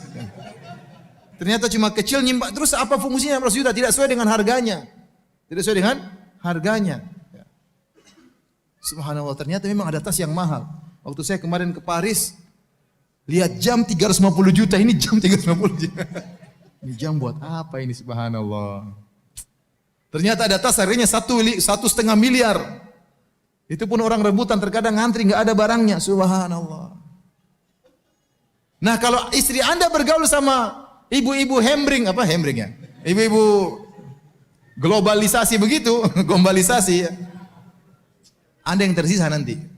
Anda yang tersiksa. Mas, itu ibu itu bagus sekali. Aduh, sudah kena virus orang kaya. Bilang aja, sayang, suamimu itu miskin, tidak seperti mereka. Kalau ente mau bahagia, suruh bergaul sama orang miskin, ente bahagia. Istri pulang bersyukur terus, Mas, kamu sayang sekali sama saya, kamu baik. Padahal kita beli barang murahan. Ya. Kenapa? Karena ente buat dia bergaul sama orang miskin. Tapi kalau ente kasih salah pergaulan, bergaul sama orang kaya, waduh, itulah. Itu nasib ente sudah. Jadi kalau mau bahagia, lihat ke bawah, jangan lihat ke atas. Dan saya ingatkan kepada ibu-ibu, ibu-ibu itu kunci qanaah di keluarga. Bapak-bapak sih, tidak terlalu sih begitu ya. Ada bapak yang tamak ada, tapi qanaah itu kuncinya di istri. Saya ingatkan kepada ibu-ibu, kalau ibu-ibu qanaah, maka insya Allah bapak juga qanaah. Saya baru kemarin ketemu dengan seorang polisi, Kapolsek apa ini. Aduh Ustaz, istri saya main ke rumah tetangga baru beli kulkas baru, pulang-pulang sayang beli kulkas baru. Aduh kata saya. Kenapa? Karena gaul sama itu tetangga, lihat ada baru mobil baru, pingin juga yang baru. Kalau istri enggak qanaah, suami yang setengah mati. Akhirnya dia terpacu untuk mencari dunia, enggak pernah berhenti. Kenapa? Karena enggak qanaah. Enggak qanaah. Sayang, saya enggak punya uang, sayang. Sudahlah Mas, utang aja Mas. Tawakal sama Allah, insya Allah bisa dibayar. Insya Allah bisa Mas, insya Allah bisa. Ya, akhirnya udah utang lagi. Ya. Jadi saya katakan kepada ibu-ibu, kunci qanaah ada pada ibu-ibu. Ya. Kalau ibu-ibu qanaah, suaminya insya Allah nurut. Kapan kita qanaah, kita bahagia. Kapan kita tidak qanaah, kita sengsara. Waktu terbuang-buang. Allah mengatakan, alhaakumut takatsur hatta zurtumul maqabir. Sungguhnya sifat memperbanyak itu telah membuat kalian lalai. Allah tidak berbicara orang miskin kerja karena kesuap nasi membuat dia lalai. Tidak. Allah berbicara tentang yang berlomba-lomba banyak-banyakan. Maksudnya apa? Sebenarnya dia sudah cukup. Sebenarnya tidak perlu. Tapi karena ingin banyak-banyakan, banyak aset, banyak ini, banyak mobil, banyak rumah, banyak. Akhirnya waktunya habis. Ya, untuk bangun satu rumah saja perlu waktu lama. Setahun mungkin bangun rumah satu. Belum ngontrolnya, belum ini, belum gambarnya. Itu waktu semua kalau tidak perlu, rumah ini tidak perlu. Coba kalau kita gunakan baca Quran, ikut pengajian, betapa banyak tabungan kita di akhirat. Kecuali kalau Anda perlu rumah baru, nggak ada masalah. Kalau Anda nggak perlu, ngapain? Hanya memperbanyak aset, ngabisin waktu. Akan memperberat hisab Anda pada hari kiamat kelak. Jadi lihat ke bawah. Terutama antum orang-orang Bekasi, kan tidak semua kaya. Kalau kita bicara di orang kaya, mungkin ya orang-orang yang hidupnya tengah ke bawah harus sering lihat ke bawah lagi ya. Lihat sering ke bawah. Jadi agar kita bersyukur kepada Allah. Kalau masalah dunia Allah suruh lihat ke bawah. Masalah akhirat Allah suruh lihat ke atas, semangat terus. Semangat terus. Dunia lihat ke bawah. Kapan kita lihat ke bawah, kita qanaah maka kita akan bahagia. Maka sekali-sekali ajak keluarga, ya misalnya tidur di rumah saudara yang susah, paksa, biar dia tahu bagaimana hidup susah itu kayak apa. Ya sekali-sekali kita bawa ke hotel, sekali kita bawa ke rumah yang susah. Anak-anak pun demikian, terkadang harus susah. Ajarin bahwasanya tidak semua dalam kondisi enak, terkadang susah. Jadi mereka terbiasa untuk qanaah. Ya. Apa kata Imam Syafi'i rahimahullahu taala? Idza ma kunta dza qalbin qanu'in fa anta wa malikud dunya sawa'u. Kalau kau memiliki hati yang qanaah, sungguhnya kau dan raja sama saja. Sudah, raja itu dia mau apa? Dia mau puas. Sehingga dia bangun ini, bangun anu, nguasai ini, nguasai anu, punya macam-macam supaya dia puas. Lah Anda kalau sudah puas meskipun tidak punya apa-apa, Anda sudah bahagia sebagaimana kebahagiaan yang dikejar oleh sang raja. Ini perkataan Imam Syafi'i luar biasa. Idza ma kunta qalbin qanu'in, idza ma kunta dza qalbin qanu'in fa anta wa malikud dunya sawa'u. Kalau kau memiliki hati yang qanaah, sungguhnya kau dan raja sama saja. Ini bait saya pertama kali dengar isinya dari seorang teman saya orang Cina. Jadi dekat satu asrama dengan saya di Universitas Islam Madinah. Orang Cina ketemu selalu senyum, salat ke masjid, pulang lagi, senyum teman-temannya datang dia masakin semuanya. Saya bilang, "Ahmad, ente senyum-senyum terus Masya Allah. Kenapa? Apa rahasianya?" Kata dia, qala Syafi'i, pakai Cina, yang Cina-Cinanya. Imam Syafi'i berkata, kalau kau qanaah maka kau sama dengan raja. Masya Allah. Pelajaran berharga ya. Ya.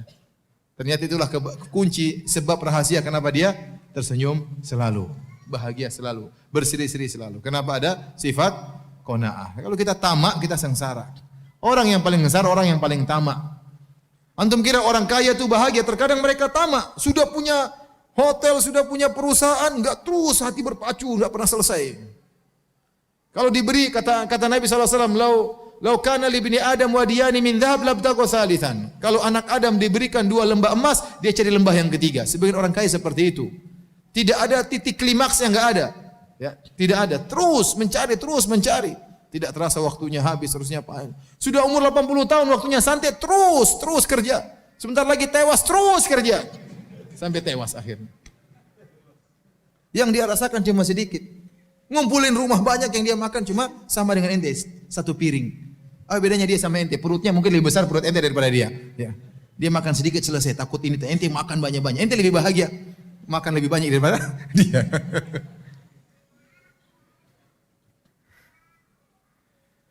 Karenanya di antara kebahagiaan suruh lihat ke bawah, jangan terpedaya dengan yang di atas, jangan terus lihat ke atas. Kemudian di antara sebab kebahagiaan, perbanyak istighfar, bertobat kepada Allah. Karena tidaklah kesengsaraan ada dalam hati kita kecuali karena maksiat yang kita lakukan. Semakin Anda banyak maksiat, semakin kesengsaraan yang Anda rasakan. Dalam hadis disebutkan seorang bermaksiat, maka nukitat, ditempelkan titik hitam di hatinya. Semakin banyak maksiat, semakin hitam hatinya. Semakin susah dia khusyuk, semakin susah dia terenyuh tatkala baca ayat Al-Quran. Maka seorang perbanyak istighfar. Apa kata Nabi SAW? Tuba liman wajada fi sahifati istighfaran katsira. Sungguh beruntung orang yang mendapati dalam catatan amalnya banyak istighfar. Penghalang kebahagiaan adalah maksiat. Adalah kemaksiatan. Anda akan dibuat gelisah karena maksiat yang Anda lakukan. Anda akan dibuat khawatir berlebihan karena maksiat yang Anda lakukan.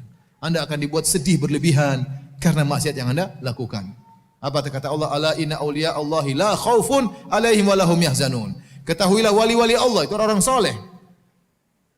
La khaufun alaihim wa lahum yahzanun. Mereka tidak khawatir, mereka tidak bersedih. Mereka menjalani kehidupan dengan biasa. Kekhawatiran sedikit kemudian hilang. Kesedihannya sudah mau diapain? Tawakal kepada Allah. Orang yang bermaksiat tidak bisa demikian. Ada kegelisahan. Kenapa maksiat? Ada yang dia lakukan terus maksiat tersebut. Ya. Oleh karenanya kalau Anda melakukan maksiat segera bertobat kepada Allah, maka Allah akan kembalikan kebahagiaan bagi Anda. Banyak bertobat, banyak beristighfar kepada Allah Subhanahu wa taala. Di antara sebab kebahagiaan, mudah memaafkan. Mudah maafkan. Ya ikhwan, kita hidup di zaman now ini banyak masalah. Banyak masalah. Kita punya masalah sama orang tetangga, terkadang ada masalah. Terkadang kita punya masalah sama kerabat, sama kakak, sama adik, terkadang sama orang tua kita. Ya. Tidak mudah kita menjalin silaturahmi. Ya. Terkadang sebagian kerabat kita tidak ngerti apa yang kita lakukan. Ada sebagian datang kepada saya, Ustaz, saya ini bingung Ustaz. Sama kerabat-kerabat saya. Kenapa, Mas? Saya ini kalau kasih mereka duit, mereka bilang saya sombong, sok kasih duit. Kalau saya nggak kasih, katanya pelit. Saya bingung Ustaz, gimana? Jadi ada sebagian gitu ya. Ya, sebagian kerabat tidak bisa paham apa yang kita lakukan. Kita niat baik, namun mereka salah terjemah. Mau diapain? Adik iblis yang mengaku domba. Akhirnya timbul masalah kita dengan kerabat, timbul masalah dengan adik, dengan kakak, ya. Timbul masalah dengan om, timbul masalah dengan tetangga, timbul masalah dengan teman pengajian, ya. Timbul masalah sama DKM, timbul masalah sama ustadz yang lain. Itu kejadian seperti itu. Hidup ini dengan problematika. Kan memang demikian manusia. Hidup dengan problematika. Nah, tatkala Anda ingin bahagia, Anda harus punya sifat mudah memaafkan. Sifat mudah memaafkan. Ya udah, maafkan aja. Kasih uzur sama orang yang mungkin dia nggak ngerti. Kok dia begitu? Dia tidak menghargai saya. Mungkin dia tidak ngerti. Ente jangan dulu memvonis dia tidak menghormati Anda, tidak ini, tidak ini. Mungkin dia tidak ngerti, mungkin dia tidak tahu. Kasih uzur. Al-mu'min yatlubul ma'adzir. Seorang mukmin dia mencari uzur bagi saudaranya. Wal munafik yatlubul afarat. Adapun orang munafik cari-cari kesalahan saudaranya. Kalau Anda memiliki sifat mudah memaafkan, Anda akan bahagia. Oleh karenanya para anbiya, para nabi, orang-orang yang berjiwa besar, dada mereka sangat lapang, dimusuhi oleh kaum tapi mereka mudah memaafkan, jadi mereka hidup bahagia. Kalau orang dadanya sempit, badannya besar, dadanya sempit, sedikit-sedikit ngomel, sedikit-sedikit marah, sedikit-sedikit enggak bisa tidur, stres, kenapa? Tidak mudah memaafkan. Mau tidur mikir si fulan kurang ajar, si fulan kurang ajar, si fulan murojaah, dendam. Terus gimana mau tidur? Gimana mau tidur? Dada kita ini sudah sempit kalau kita enggak isi, kalau kita isi dengan Al-Qur'an, isi dengan hadis-hadis Nabi, isi dengan pengajian, kita bahagia. Tapi kalau sudah isi tentang berita-berita pembunuhan, berita macam-macam, diisi lagi dendam kusumat kepada si fulan, wah gimana mau bahagia? Dada kita enggak kuat, meledak ini gara-gara diisi dengan hal yang tidak benar seperti itu. Kalau Anda mudah maafkan, Anda bahagia. Anda bahagia. Allah angkat derajat Anda dan Anda akan bahagia. Ya. Kalau kita tidak mudah maafkan, akhirnya terkadang permasalahan kita bawa ke rumah. Istri ikut kena, anak-anak ikut kena. Ya sudah, bagaimana cara maafkan Ustaz? Ya sudah, itu sudah takdir, mau diapain? Orang itu pasti mencela saya, sudah ditakdirkan 50.000 tahun sebelum Allah ciptakan langit dan bumi, dia pasti mencela saya. Mau diapain? Ya sudah, ini mau apa? Ya sudah, terima aja. Ya udah, maafin aja lah. Allah sudah takdirkan. Kalau Anda maafkan dia, Anda akan dimaafkan oleh Allah Subhanahu wa taala. Kita susun lagi. Ya udah, dia mungkin mencela saya karena ada dosa yang pernah saya lakukan. Dan benar. Akibat dosa yang pernah saya lakukan, maka akhirnya dia mencela saya. Tidak ada ya sesuatu musibah yang menimpa kita kecuali karena dosa yang pernah kita lakukan. Nah, kalau Anda mudah maafkan, terutama para ibu-ibu, mudah maafkan. Kalau saya yang punya salah, maafkan. Jangan marah-marah terus ya. Marah boleh, tapi sebentar, jangan lama-lama ya. 5 menit, setengah jam paling maksimal marah. Setelah itu sudah. Ngapain dendam lama? Dan paling tidak enak kalau seorang bermasalah sama orang dekat. Paling tidak enak. Kalau ente punya musuh di Amerika, enggak ada masalah. Sudah ente debat-debat di internet, maki-makian, sudah enggak pernah ketemu. Tapi coba kalau ente punya teman ribut sama teman kantor, tiap hari ketemu dia. Kan kita jadi enggak enak hidupnya. Tiap hari dia lewat sini, dia belok timur, kita belok selatan ya. Kita belok ting, bilang gitu, repot. Repot di dalam kantornya kecil, jadi muter-muter situ saja ketemu terus. Enggak enak. Enggak enak. Punya masalah sama tetangga enggak enak, tiap hari ketemu di masjid. Akhirnya cari masjid lain, sholat di masjid sana. Menyiksa diri, saya udah maafkan, selesai ngapain? Udah kita hidup. Dia maki-maki, sudah saya maafkan, sudah selesai. Ya. Jadi kita yang tentram, dia yang gelisah. Biarin dia gelisah, dia tidak mau ke masjid, kita terserah. Tapi nanti maafkan. Saya maafkan ini sudah. Jadi kita tentram, santai, enggak ada beban. Kalau masalah sama orang dekat gak enak, masalah sama adik, masalah sama kakak, masalah sama ibu, penderitaan bagi kita. Apalagi kalau masalah sama istri sudah bingung. Apalagi istrinya cuma satu, setengah mampus. Udah rumah kecil muter-muter sana, udah itu ketemu lagi, dia lagi, udah mending ente maafin sayang. Maafkan saya sayang. Udah sayang, nanti saya belikan emas saya. Nanti saya belikan sayang. Udah peluk dia, cium geningnya, udah selesai. Kasih emas selesai, udah selesai. Ajak makan selesai. Perempuan kan suka dikasih hadiah. Bukan kita bilang dia matre, tidak. Dia suka dikasih hadiah. Apalagi kalau hadiahnya banyak ya. Udah, ambil hatinya. Ente omelin, ente perempuan nggak boleh begini, tapi ente nggak pernah kasih apa-apa. Ceramah aja suami saya. Jadi para hadirin, kalau mau hidup bahagia mudah maafkan. Ngapain hidup kemudian marah-marah? Apalagi jadi dai, kemudian lihat orang komentar emosi. Ngapain ya akhi? Sudahlah. Dia mau komentar maki biarin aja lah. Sudahlah, itu sudah ditakdirkan. Ente nggak bisa menghindar. Kalau ente nggak kuat seperti ini, nggak usah jadi dai. Sedikit emosi, balas lagi. Ngapain? Nggak usah jadi dai kalau gitu. Berarti ente tidak berhak jadi dai. Mundur aja. Kasih orang lain yang jadi dai. Ya. Emosian. Mau jadi DKM masjid emosian, ngapain DKM masjid? Ente DKM masjid, ente ngurusin banyak orang. Kalau orang sudah siap ngurusin banyak orang, siap menghadapi permasalahan. Kalau sudah siap menghadapi permasalahan, lapangkan dada. Makanya kalau orang mudah maafkan, dia akan sangat berbahagia. Jadi ingat-ingat bahwasanya di antara kebahagiaan adalah maafkan dan pahalanya besar orang memaafkan. Kita memaafkan orang, Allah akan ampuni dosa-dosa kita. Ala tuhibbuna ayyaghfirallahu lakum? Tidakkah kalian suka jika diampuni oleh Allah Subhanahu wa taala? Kata Allah, "Falyafu wal yasfahu." Maafkanlah dan berlapang dada. Ala tuhibbuna ayyaghfirallahu lakum? Tidakkah kalian suka kalau Allah ampuni kalian? Jadi al jaza' min jinsil amal, balasan sesuai dengan perbuatan. Jika kita mengampuni orang, kita akan diampuni oleh Allah Subhanahu wa taala.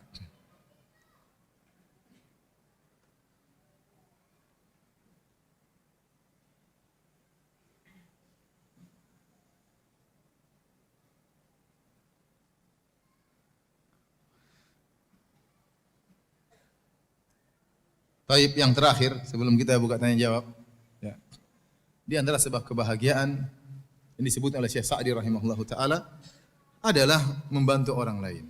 Membantu orang lain. Tadi sudah saya isyaratkan di awal pengajian juga. Barang siapa yang berusaha memberi kebahagiaan pada orang lain, Allah akan buat dia bahagia. Ya. Saya selalu ingat ya. Sejak saya kenal beliau Ustaz Abu Sa'ad rahimahullahu taala, ya, bagaimana beliau punya perhatian untuk memberikan kebahagiaan kepada orang lain. Tidak ada musibah menimpa kaum muslimin kecuali dia hadir di situ. Ada orang kena gempa, dia kumpulkan uang, dia bawa ke sana. Terjadi peperangan, dia pergi ke Suriah, dia pergi ke Yaman, dia pergi kemana-mana membantu kaum muslimin, bawa bantuan ke Palestina. Subhanallah, waktunya saya bilang ini orang bahagia atau tidak? Dia lebih bahagia daripada kita mungkin. Kenapa? Dia bantu orang, lihat orang senang, dia ada kebahagiaan yang Allah berikan kepada dia. Jadi waktunya demikian aja, habis untuk bantu kaum muslimin. Jadi orang ini luar biasa. Saya belum pernah menemukan di alam nyata saya lihat seperti Ustaz Abu Sa'ad rahimahullahu taala. Untuk bayangkan waktu saya baru menikah. Saya baru menikah ya sama istri saya ya yang sekarang ya. Ya, saya dulu enggak punya modal waktu menikah sama istri. Ya, saya ingat akan hal tersebut ya. Modal saya cuma 140.000 untuk apa? Untuk mahar. Itu pun 70.000 saya utang. Maka saya bilang maharnya apa fulana, kata dia terserah ya sudah. 170.000 kan sedikit, saya belikan buku supaya banyak. Tebal si buku. Enggak ada hotel. Ya mau nyewa hotel mau malam pertama, sementara mahar aja duit enggak ada. Akhirnya ya sudah nikah aja. Ustaz Abu Sa'ad yang semangat waktu itu. Dia ada hadir dalam acara, dia memberikan muqaddimah ya. Kemudian dia bilang, sudah Firanda enggak usah mikir. Itu waktu itu saya murid, dia guru. Ustaz Abu Sa'ad guru saya dan saya belum dikenal ya. Belum dikenal, belum ada yang panggil-panggil ya. Tidak seperti sekarang ya. Belum ada. Jadi saya siapa? Kata saya siapa? Baru mau nikah, belum siapa-siapa. Saya muridnya Ustaz Abu Sa'ad. Tapi ada guru yang baiknya luar biasa, maka dia tinggalkan rumahnya sama istrinya. Dia entah tidur di mana, istrinya tidur di mana. Kata dia, udah Firanda pakai rumah saya untuk malam pertama. Jadi saya malam pertama di mana? Malam pertama, malam kedua, malam ketiga di rumahnya Ustaz Abu Sa'ad rahimahullah taala. Ada orang menakjubkan seperti ini. Luar biasa. Kita bahagia lihat dia seperti itu sama kita, mungkin dia lebih bahagia.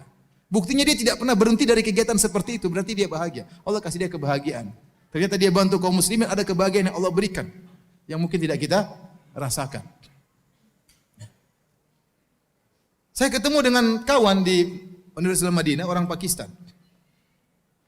Tanya Firanda, kamu kenal si fulan? Oh, saya kenal. Saya kenal juga ada yang lulusan Pakistan, si fulan. Enggak, yang ini. Siapa? Ustaz Abu Sa'ad kata dia. Yang lain juga saya kenal, tapi ini Abu Sa'ad. Kenapa? Dia itu pernah bangunkan rumah teman saya di Pakistan, jadi kuli bangun rumah enggak dibayar. Subhanallah. Jadi memang pembawaan dia seperti itu, luar biasa ya. Begitu datang dari Pakistan langsung mengumpulkan uang untuk membantu kaum muslimin di Ambon waktu terjadi apa? Peperangan. Pertama saya kenal beliau. Akhirnya dia ngajar saya, akhirnya saya pakai rumahnya, alhamdulillah. Jadi ada kebahagiaan yang Allah berikan kepada orang yang membantu orang lain. Makanya kalau sahabat datang kepada Nabi, yaksu qaswata qalbihi, dia mengeluhkan tentang yashku qaswata qalbihi, dia mengeluhkan tentang keras hatinya. Maka Rasulullah SAW mengatakan, in arata talyina qalbik, kalau kau ingin melembutkan hatimu, ya, fa'atmi'il miskin wamsah ala ra'sil yatim. Maka beri makan kepada fakir miskin dan usap kepala anak yatim. Itu akan melembutkan hatimu. Apa Rasulullah SAW arahkan agar membantu orang lain. Berikan kebahagiaan bagi orang anak yatim, tidak punya ayah, tidak punya ibu, jarang ada yang mengusap apa? Kepalanya. Anak-anak yang lain disentuh kepalanya oleh bapak dan ibunya. Dia tidak ada yang sentuh, antum datang sentuh kepalanya, tapi jangan sentuh terus, kasih duit juga. Sentuh-sentuh aja terus. Om ngapain om? Sebentar. Kasih duit juga biar dia senang. Jangan diputar-putar aja kepalanya. Tapi dia rindu akan hal tersebut. Anda kasih kebahagiaan bagi anak yatim, Allah kasih bahagia sama Anda. Hati Anda tadinya keras jadi lembut. Kasih makan orang miskin, kasih makan orang susah, nanti dapat kebahagiaan. Kenapa? Al jaza' min jinsil amal, balasan sesuai dengan perbuatan. Anda berikan kebahagiaan kepada orang lain, Anda akan ditambah kebahagiaan oleh Allah Subhanahu wa taala. Ya. Artinya para hadirin terus sempat sisihkan waktu untuk memikirkan kaum muslimin. Kalau Anda enggak bisa kasih duit, pikir yang bagaimana caranya. Bagaimana pengajian bisa jalan, bagaimana masjid bisa orang tentram. Mikir kaum muslimin. Mikir kita ada waktu, mikir istri ada waktunya, mikir anak ada waktunya. Setelah kita mikir istri, mikir anak, jangan lupa mikir kaum muslimin. Gimana caranya? Bikin proyek-proyek agama, proyek dakwah, jebak diri kita pada waktu yang bermanfaat. Kalau kita tidak menjebak diri kita dalam program yang bermanfaat, kita akan habis waktunya dan program yang tidak bermanfaat. Tapi ingat, semuanya harus ada bagiannya. Istri harus ada bagian, anak harus ada bahagianya. Ya. Oleh karenanya, kalau ingin bahagia, jangan lupa bagi kebahagiaan kepada orang lain. Sesuatu yang dibagi makin bertambah adalah kebahagiaan. Kita bagi kebahagiaan, Allah akan tambahkan kebahagiaan kita. Ya. Tentunya masih banyak sebab-sebab kebahagiaan, disebut oleh para ulama sampai puluhan. Tapi saya rasa itu di antara perkara-perkara yang penting. Ya. Sebagian pengalaman pribadi yang saya rasakan, ingin saya tularkan kepada para hadirin hadirat sekalian. Semoga Allah Subhanahu wa taala menjadikan kita orang-orang berbahagia di dunia, terlebih lagi di akhirat kelak. Demikian wallahu taala alam bisawab. Hadiah ini hadiah. Iya, hadiah mendatangkan kebahagiaan. Hadiahnya lu taruh sini, hadiah taruh sini. Susun. Masya Allah, satu. Ada berapa? Banyak. Taruh aja semua. Taruh semuanya, masuk.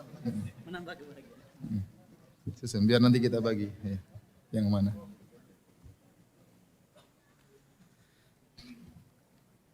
Ini ada anunya, level bebas ya? Oh bebas ya. Bebas ya, ini hadiah banyak sekali ya. Jangan terpedaya dengan besar kecilnya ya. Bisa jadi yang kecil lebih baik daripada yang besar. Dan bisa jadi yang kecil lebih buruk dari yang besar. Ya. Taib. Pertanyaan bagi bapak-bapak. Siapa yang bisa sebutkan 2 sebab kebahagiaan? Cepat. Ulang.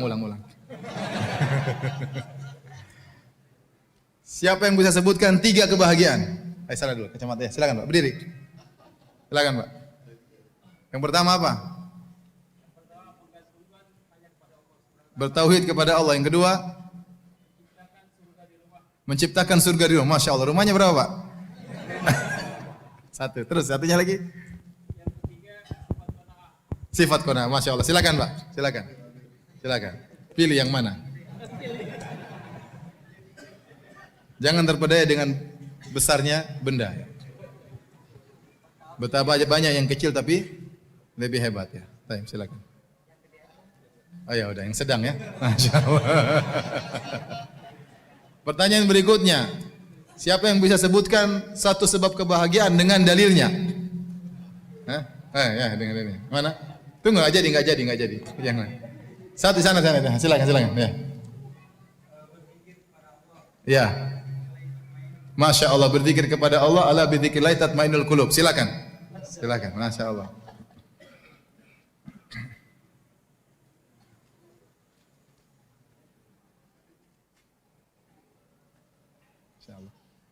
Silakan. Yang gede. Oh. Ente kena syubhat berarti. Tayyib. Bercanda. Kita lanjutkan ya. Siapa yang bisa sebutkan sebab kebahagiaan yang lain? Dua lagi. Ya, silakan. Berdiri. Bantu orang lain. Terus? Mencari teman yang soleh. Masya Allah, silakan. Jangan kena syubhat ya. Wah, kena syubhat juga. Baik. Apa lagi? Ada sebab yang lain? Angkat tangan. Ya, itu berdiri. Sudah tadi.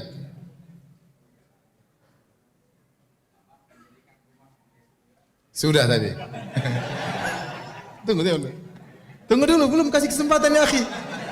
Kasih kesempatan saudara Anda berpikir biar dapat hadiah. Sudah tadi menjadi teman soleh. Apa lagi coba? Tunggu sebentar begitu. Tauhid sudah juga. Apa lagi? Berzikir juga sudah. Apa lagi? Udah 5. Apa lagi selain itu?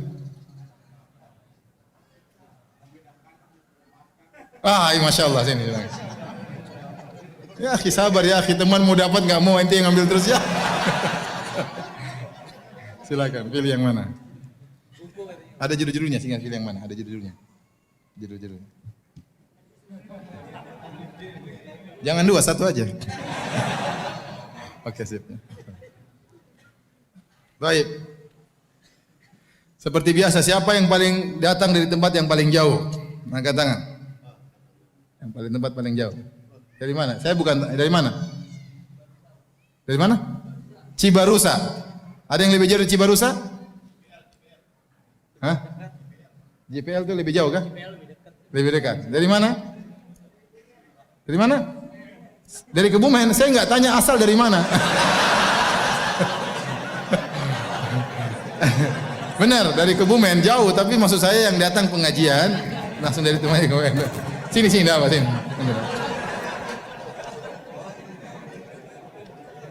Saya dari Papua masalahnya. Silakan, fadal.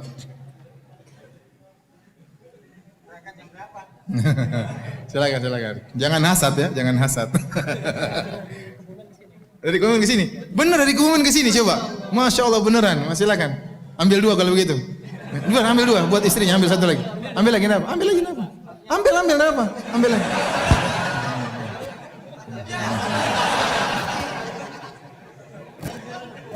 Beneran dari Kebumen. Masya Allah. Taib.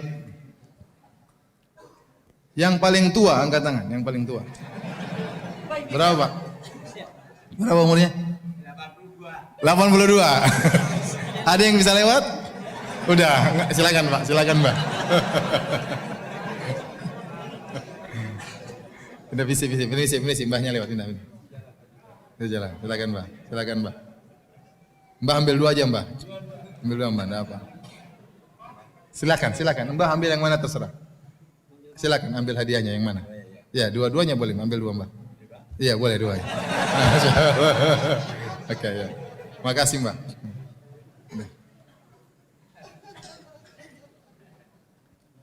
Apalagi nggak habis-habis ya. Masya Allah, banyak hadiahnya. Sudah ini bagi-bagi yang duduk di depan. Yang di depan. Ya, ini bagi-bagi depan. Umahat nanti bapaknya yang belikan hadiahnya. Sudah, jangan berebut. Enggak boleh. Ya. Enggak. Ini buat umahat aja ya. Buat umahat 2 pertanyaan. Sebutkan 1 dalil saja. Ada mic-nya kan? Ada mic-nya? Enggak ada. Repot ya. Repot. Ya udahlah, ini umahat yang paling tua ya. Ini umahat yang paling muda tapi belum nikah ya. Bukan, yang paling tua tapi belum nikah ya. Enggak usah sebut namanya ya. Ini yang paling tua belum nikah. Yang ini yang paling tua umurnya ya.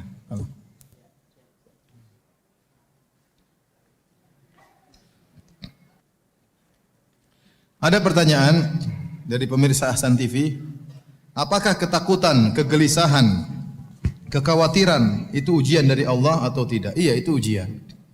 Itu ujian dan itu musibah.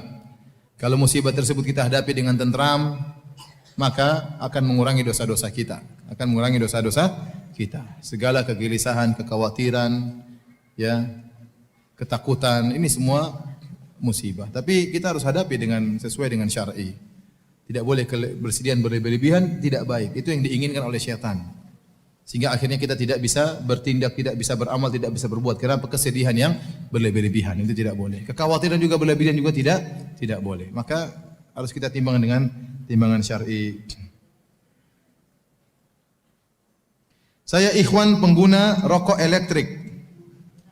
Saya mau tanya hukum rokok elektrik itu apa ya? Saya takut terjebak dalam syubhat.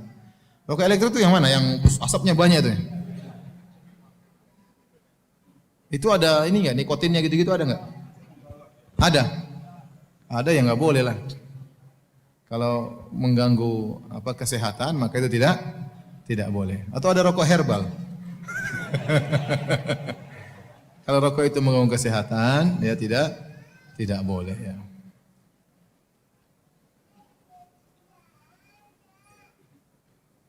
Ustaz mau tanya apakah bid'ah termasuk dalam dunia juga? Tidak, perkara dunia bukan bid'ah ya.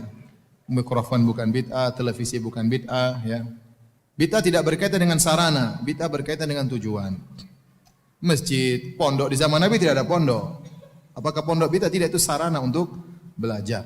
Sarana untuk belajar ya. Di zaman Nabi tidak ada ilmu nahwu dan shorof.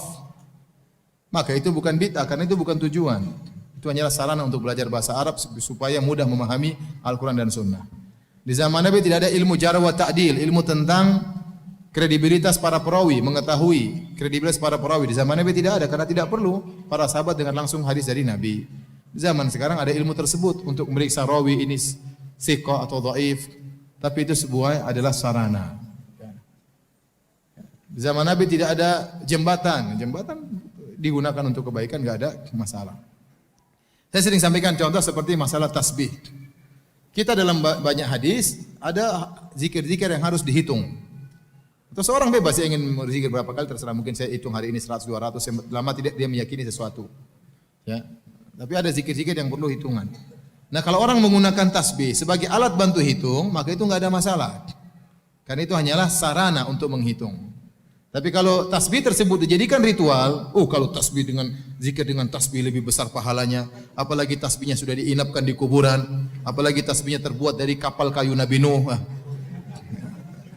Saya pernah ditanya begitu, Ustaz, bagaimana hukum tasbih yang terbuat dari kapal kayu Nabi Nuh? Dari apa?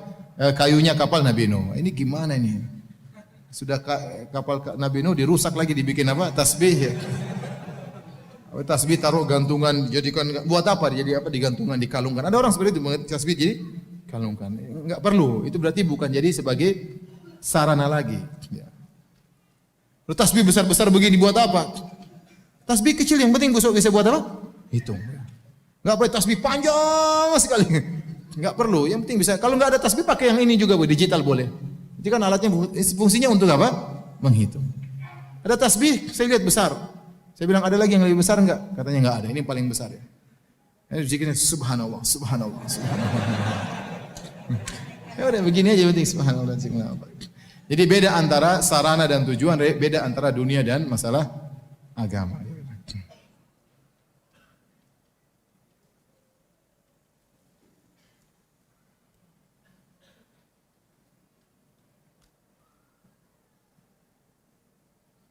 Ana adalah seorang akhwat yang insya Allah akan menikah bulan depan. Ustaz, waktu saya ta'aruf dengan seorang ikhwan sekitar bulan Desember dan di khitbah bulan Januari, alhamdulillah lancar dan tidak ada kendala. Tapi qadarullah setelah khitbah ternyata saya dan ikhwannya banyak mengalami ujian Ustaz. Seperti masalah keuangan dan pekerjaan ikhwannya yang habis kontrak.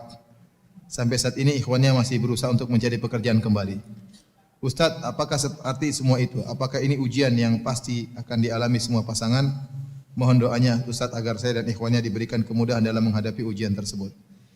Insya Allah dimudahkan. Jadi ini belum nikah ya? Belum nikah. Ya namanya hidup pasti ada ujian. Yang penting ikhwannya serius. Suruh dia cari kerja dulu. Ya, suruh cari kerja dan doakan semoga dimudahkan dapat kerja, baru melanjutkan pernikahan.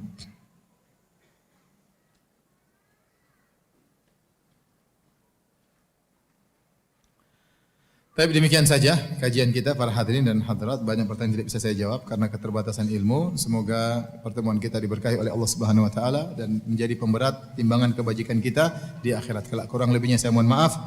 Wabillahi taufik. Alhamdulillahirabbil alamin. Assalamualaikum warahmatullahi wabarakatuh.